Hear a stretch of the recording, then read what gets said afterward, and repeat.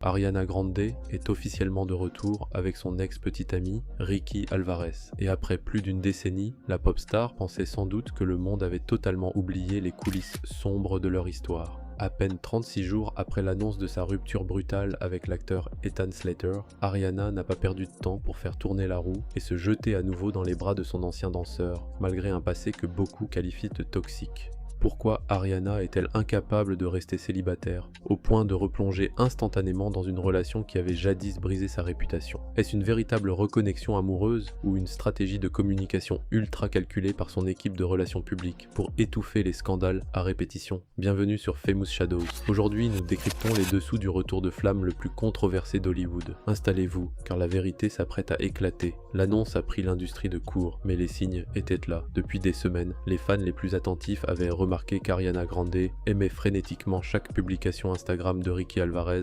compensant d'un coup des années de silence radio. Aujourd'hui, les initiés confirment qu'ils passent tout leur temps ensemble. Ils l'accompagnent en tournée, s'affichent avec sa famille et célèbrent ses moments les plus intimes. Pour comprendre cette obsession soudaine, il faut remonter à leur rencontre en 2015, durant la préparation du Honeymoon Tour.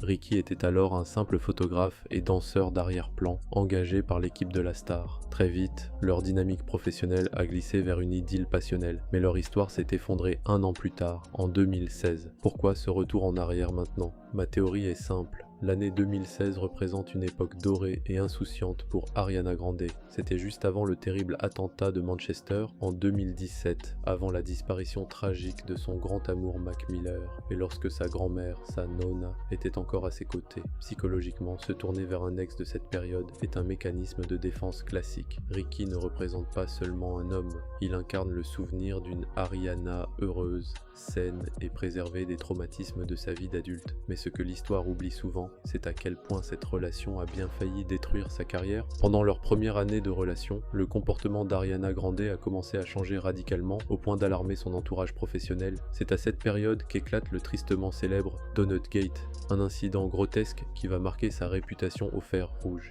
Juillet 2015, dans une boutique de Californie. Les caméras de surveillance filment la pop star et Ricky Alvarez en train de lécher et de cracher sur des donuts exposés sur le comptoir à l'insu des employés, avant de lancer un retentissant « Je déteste l'Amérique ». L'employé présente ce soir-là a témoigné de l'extrême impolitesse de la star. Pire encore, le propriétaire de la petite boutique familiale a vu sa note d'hygiène sanitaire chuter d'un coup à cause de cette contamination, avant que les inspecteurs ne blanchissent l'établissement.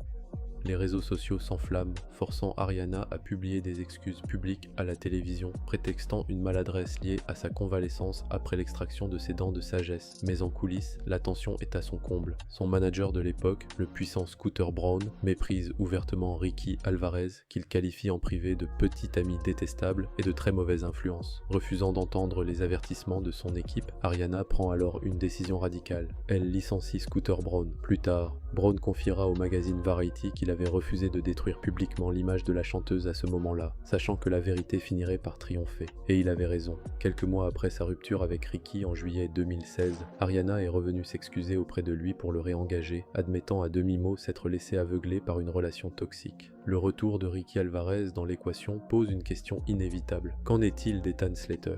Pour lui, la chute s'annonce brutale. L'acteur de Broadway a sacrifié son mariage, abandonné son épouse qui venait tout juste de donner naissance à leur premier enfant, le tout pour les beaux yeux de sa co-star de Wicked. Ariana s'affichait pourtant sur Instagram en aimant les photos du nouveau-né, avant que les timelines ne s'entremêlent mystérieusement. Aujourd'hui, alors qu'ils venaient d'emménager ensemble à New York et que des rumeurs de fiançailles circulaient, Ariana a purement et simplement tourné la page en l'espace d'un mois. Ethan Slater tente aujourd'hui d'effacer l'histoire en retirant ses mentions « J'aime » des réseaux d'Ariana. Sans doute un peu trop tard le prix de ses choix. C'est ici que la machine de relations publiques d'Ariana Grande entre en scène. De nombreux observateurs sur Reddit soulignent un schéma récurrent. À chaque fois que le public et les médias commencent à commenter de manière trop intense l'apparence physique ou les changements de style d'Ariana, son équipe lâche une bombe médiatique, une rupture, un nouveau couple, une révélation dramatique. Tout est bon pour déplacer le débat et s'attirer la sympathie du public. Mais cette fois, la pilule ne passe pas.